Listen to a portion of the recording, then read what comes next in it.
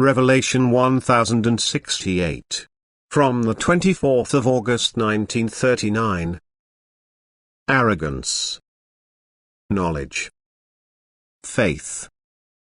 An insurmountable obstacle to spiritual maturity is the arrogant opinion of a person that he stands in knowledge and therefore have no more need for instruction, because this person erects such a wall and sets, as it were, barriers to his spirit, which cannot be removed until the thinking of such a person is completely transformed and he, small and humbly, recognizes his previous wrong thinking.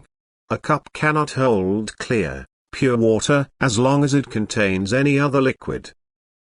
And so the human intellect is occupied with knowledge of every kind and believing that one is able to solve also spiritual questions with such knowledge, one will hardly deal with spiritual things.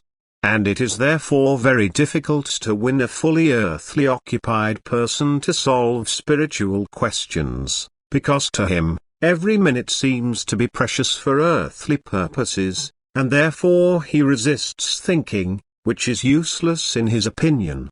He only sees the world and tries to get behind unsolved questions intellectually, and his results are always inviolable, provided he can prove them purely intellectually. He rejects spiritual research, and so the work and power of God is to be made understandable to him last of all. And likewise his spirit will not be able to get in touch with the primordial divine spirit, for it remains unawakened in spite of the greatest worldly knowledge, and thus a man who has the greatest successes to show before the world, is small and poor in spiritual knowledge. Soberly judging, he sees only all outer life, he sees only the shell, but not the core. He sees what is around him, but not its purpose and meaning. He has no visible proof of spiritual assertions, and therefore he puts himself in arrogant defense to everything spiritual research brings about. And it is therefore extremely regrettable that spiritual truths finds no entrance where man actually wants to be highly developed, and that only because he has eliminated faith from his life. How enormously far a man could bring it in his knowledge, if he would bring the spiritual gift given to him by God, his intellectual thinking, in connection with the deepest faith.